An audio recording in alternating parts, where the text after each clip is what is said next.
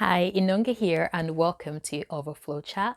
This video is part of a talk that I gave to students titled Justice or Just Is, Will Wrongs Ever Be Righted? And it's basically wrestling with the issue of injustice from a Christian perspective.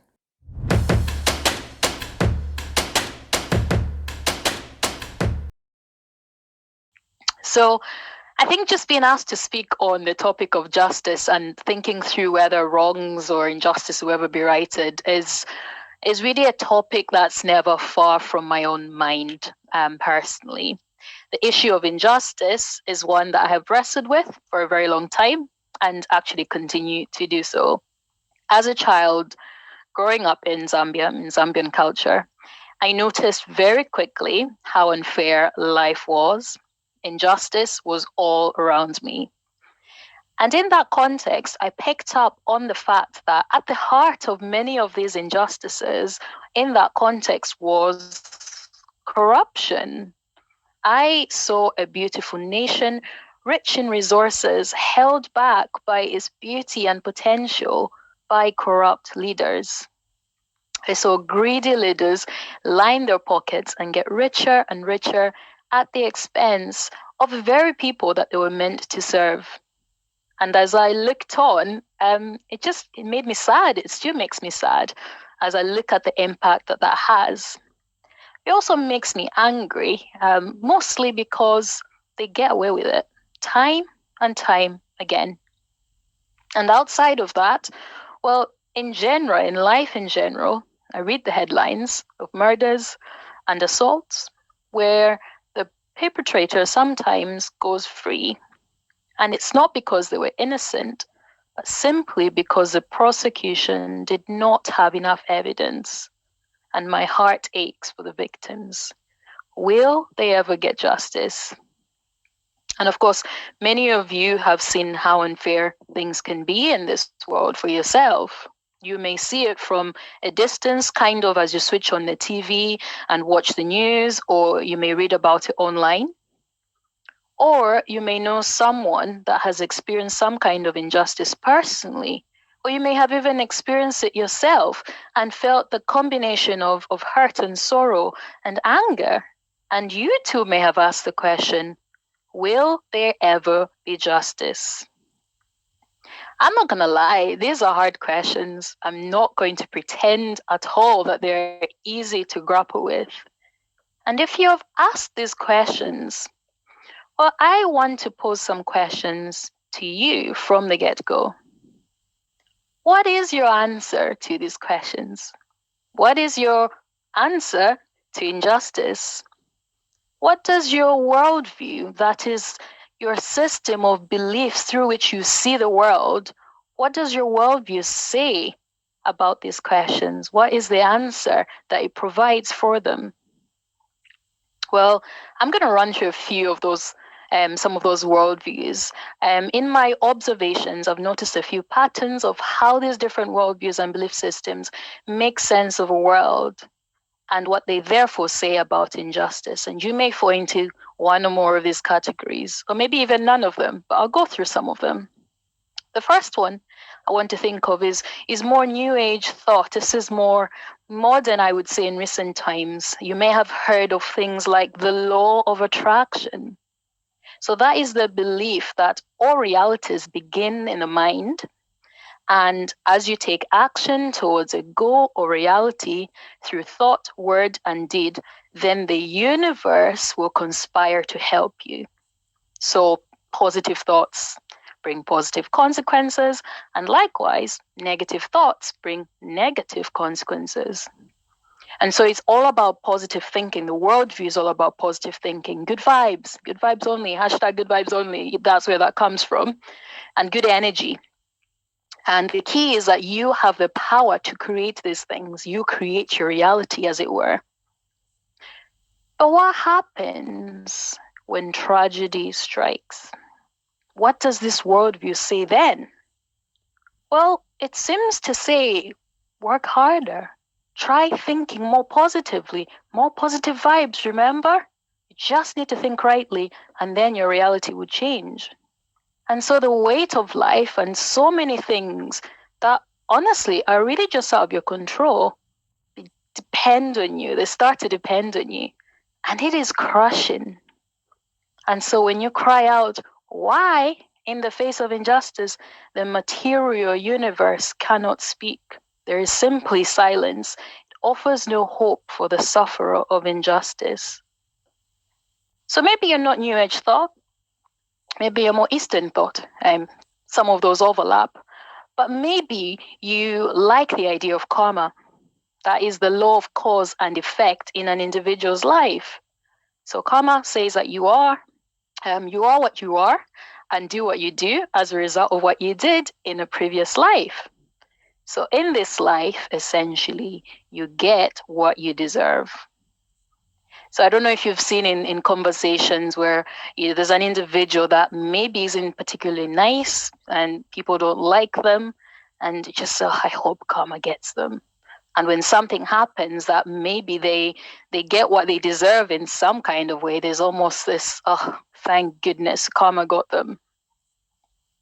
But if that's the worldview of you get what you deserve, what does that say to the innocent sufferer, the trafficking victim, the sexual assault victim? Is it karma? Did they do something wrong and are they getting what they deserve? Because if karma is your worldview, that's really harsh. It's cold, isn't it? But moving away from kind of more Eastern thought, perhaps you are all about the facts. It's all about the materialism, kind of materialist worldview. And so you might say, oh, there is no God, and all that exists is the material, the physical. We are just physical beings with chemicals and atoms, and things are just how they are. There's no pattern to anything. Life happens, sometimes it sucks. Also cold, isn't it? Because if everything is meaningless and there is no pattern or purpose to anything, we're just another insignificant species in a cold and cruel universe in which injustice happens and no one can change it. It is how it is. The materialist worldview is indifferent to the question of injustice. But is there something better? Is there something that can make sense of a world with injustice? And is there any hope for the sufferer of injustice? Well, I want to share why the Christian worldview does just that. Because first of all, Christian worldview doesn't shy away from these questions. It wrestles with them. In fact, as you read several books of the Bible narrative, you will find God's people asking the exact same questions. And the Christian worldview shows us why we ask these questions in the first place. Ever wondered that? Why do our hearts ache when we switch on the news and hear of wars and murders? Why do we care? Why should we care? And in particular, if it's an injustice that involves human suffering, on what basis do we cry out, it shouldn't be this way? I want to point out that our sense of justice and injustice is actually rooted, first of all, in morality. Now, whether you acknowledge or believe in the God of the Bible or not, when you say that something is wrong and fair, you're actually making a moral statement. You're in effect saying there is a certain way things should be, there's right and wrong, and this ain't it. And apart from God, it's difficult to have or even argue for justice, because justice assumes that there is a standard by which you measure what is good, what is right, and what is fair, an objective moral standard. And the Christian worldview shows where justice comes from. The grounds for pursuing justice, that which is good, fair, and right, is rooted in the very nature and character of God, who is perfectly good and perfectly just, and it is Him that sets the standard for good and evil. In fact, as I mentioned already, the Bible has a lot to say about justice and injustice. Believe me, I've been looking a long time. Time and time again, God exhorts his people to practice justice by treating people fairly and impartially, and by speaking out against oppression and injustice. And so our sense of justice is not only rooted in morality, but we see that justice matters because people matter. We care about justice because we care about people. You see, if we're all just atoms and chemicals, they're random with no meaning and no purpose, then on what basis do we have value? What is it about human beings that make us valuable? Well, right at the start of the Bible narrative, we are told that human beings are in fact made in God's image, and it is on that basis that we have inherent value, worth, and dignity, and should be treated accordingly. But how then do we deal with injustice? That is the big question as well, isn't it? We are rightly angered when we see it. But ask anyone who experiences the sorrow, grief, and pain that this brings, and they want to know why. Why them? They want to know that somebody cares, and they want something done about the injustices. Well, firstly, I just want to point out something that maybe we don't think about. Sometimes the most needed thing, especially when we feel the sorrow of injustice, is lament. Lament simply allows us to actually give voice to our frustrations and hurts. It is a passionate expression of grief and sorrow, and the Bible is full of it. There's literally a book of the Bible called Lamentations, full of, yes, you got it, laments. Here's one example from somebody called Habakkuk, who voices out his frustrations of injustice. Listen to what he says. How long, Lord, must I call for help, but you do not listen? Or cry out to you, violence, but you do not save? Why do you make me look at injustice? Why do you tolerate wrongdoing? It's pretty honest, isn't it? Why? Why? The Christian worldview doesn't promote denial, doesn't run away from the raw emotions, it wrestles with them. And how refreshing is that for our culture, which is so uncomfortable with this kind of emotion? Lament allows us to express our sorrow honestly, and the Christian worldview gives us the foundation to lament. Because you see, the laments in the Bible are not just mere expressions of grief and sorrow, a simple avenue to kind of vent frustrations out, a cry into the void. Maybe somebody will hear, maybe not. Just voice out your frustrations. No, they have a purpose, they have a direction. They are grounded in hope, and they're directed to a loving Heavenly Father who sees and who cares. Lament is a form of prayer where we invite God Himself into our pain, fears, and frustration so that we can experience His comfort.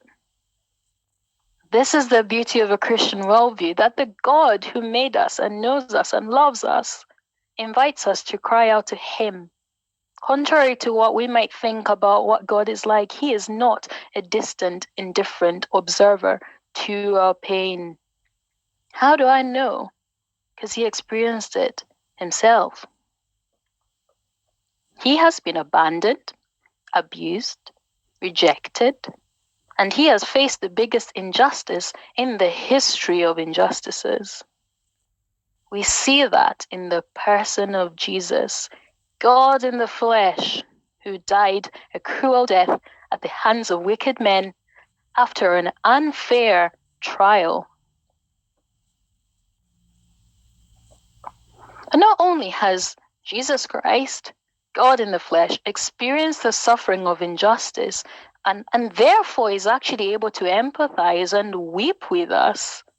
Or when he died that cruel and unjust death on that Roman cross 2,000 years ago in history, he was in fact doing something about the problem of injustice itself. He was doing something about injustice, and he was doing so by dealing with its root cause.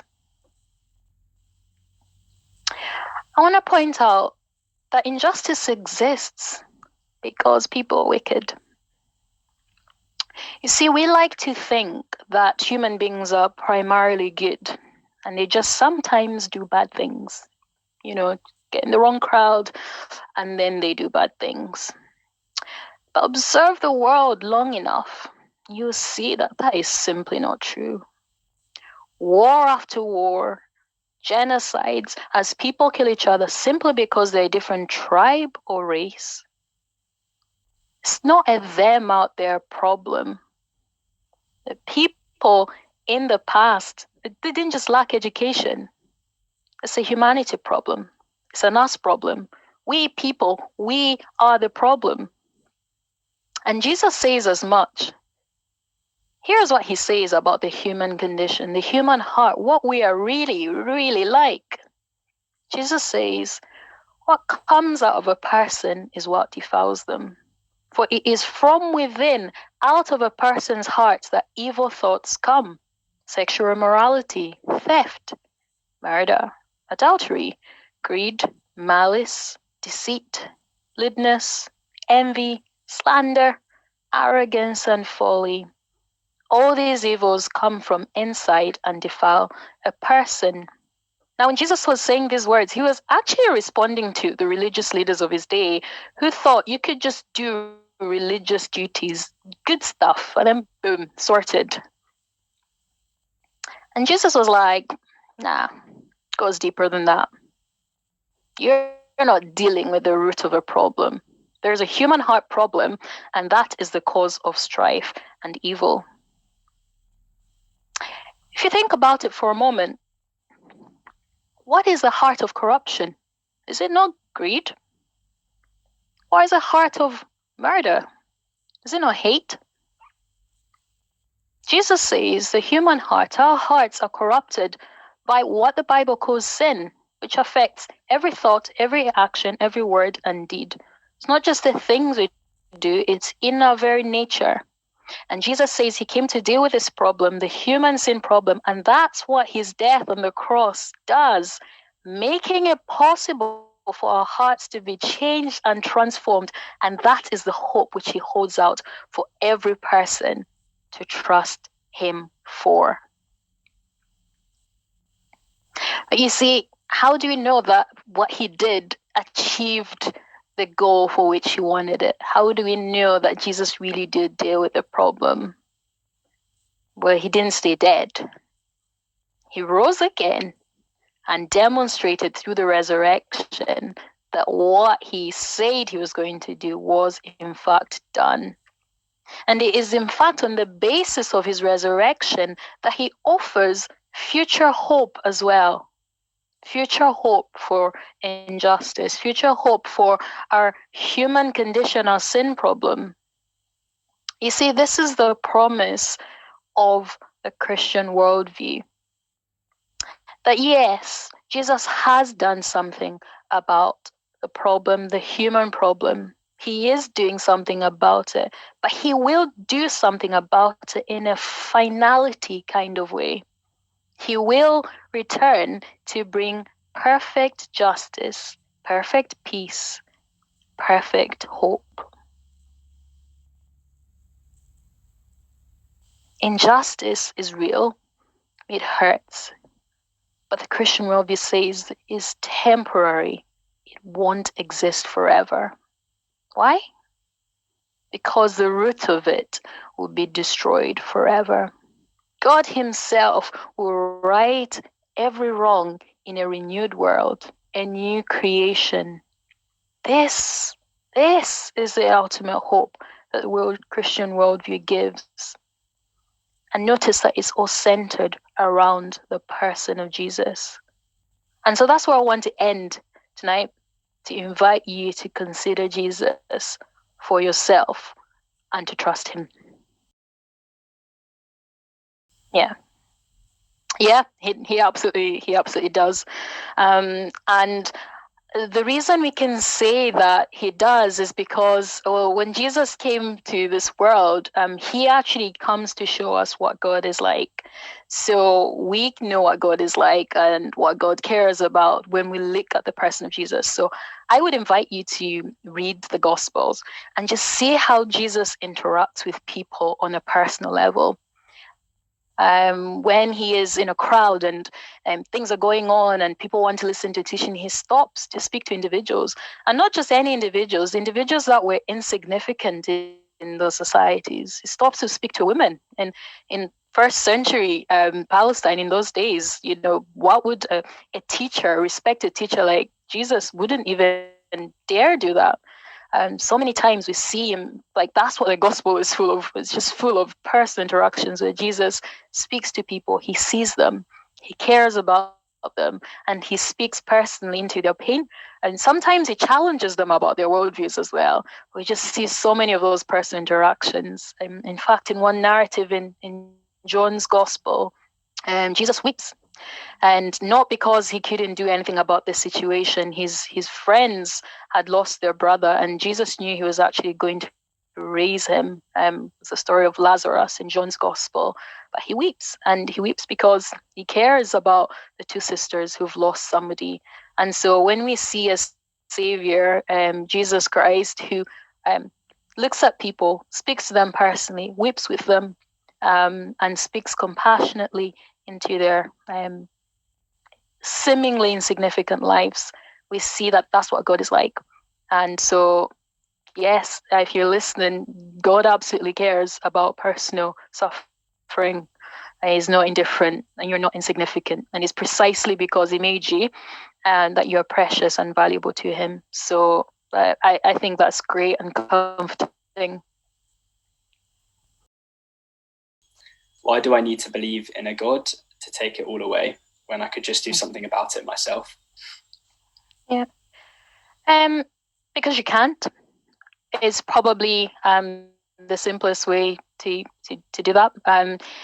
Even I studied law at university, so when you read cases, especially of there's a system, there's a justice system where it's not just about who did what or who didn't do what. It's about what you can prove. And for example, if it's a criminal matter, you need to prove beyond a reasonable doubt. There's a high standard of proof that that something did or didn't take place. There's rules about evidence and all sorts of things.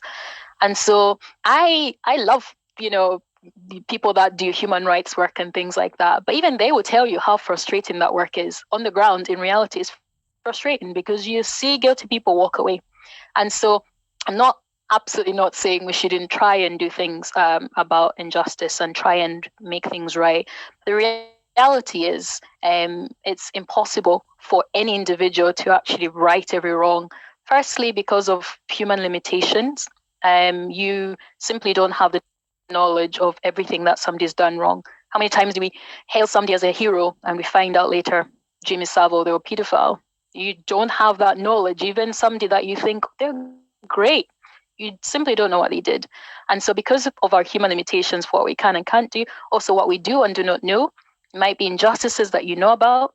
I'm thinking of the ones that get filmed. What if they didn't get filmed? We wouldn't know about them. And so if we don't know about them, we can't do anything about them. And so there's the injustices that we can't do anything about because of our human limitations. There's our injustices that we cannot do anything about simply because we do not know anything about them.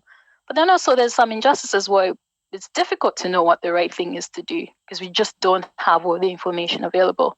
And so absolutely, I want to live in a world where we try and challenge oppression and injustices. In fact, the Bible, God invites his people to do so. And the basis for doing that is not because they can eradicate it altogether. It's because there's a value that we place on people, that we care about them and we care about their oppression and we try and make it right. But the reality is we cannot make it all right because we can't. We're not God, and that's where, for me, as somebody that speaks passionately about anything justice related, that's why I don't lose hope. That's why I don't get frustrated to the point of despair, because I know that this ain't it. And so I do my best knowing that there's a future world which I can look forward to, where I couldn't even possibly imagine. There's things I just simply don't know that will be made right. And so, yeah, and it's not just vague belief in God. I guess it's believing in a God who is actually just. If he wasn't just, then that wouldn't be much hope. But we see that God is just in all his ways. And because he's just and he knows everything, then we can trust him with perfect and final justice. Yeah, so the next one, why doesn't God actively intervene if he cares about personal injustice? Mm-hmm. Yeah. The short answer to that is I don't know. I think it would be arrogant to presume why God does or doesn't do something in personal situations. In a lot of the narratives in the Bible, you actually find God's people asking the same question: why? And oftentimes, God's answer to them is himself. God gives himself and says, I know you don't understand. Trust me. Trust me for comfort. Trust me for your future. And God's people find comfort in that. So there's a lot of mystery, I guess, if you like, in the answer of personal suffering, to which I will not try and give you an answer to that. Why doesn't God intervene in your particular situation of suffering? I don't know.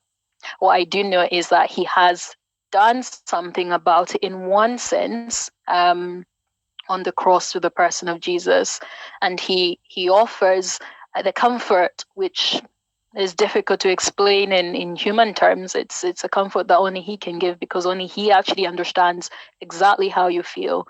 And then he offers a future hope where he will do something about it, in a kind of in a final way, with final hope, final justice, final end of suffering. One of my favorite verses in the Bible says that God himself will wipe away every tear from our eyes, and there'll be no more pain, no more death, no more sorrow, no more crying, for the former things have passed away. That is God saying, there will come a day where I myself will wipe away the tear from their eyes. Personal touch, God wiping away tears from their eyes, and from their eyes, from their source, is dealing with the source problem in a final way. So, to the person that's suffering personally, trust him to comfort you now, and trust that it won't always be that way. And I cannot give you the why in that very specific situation, because only God ultimately knows that.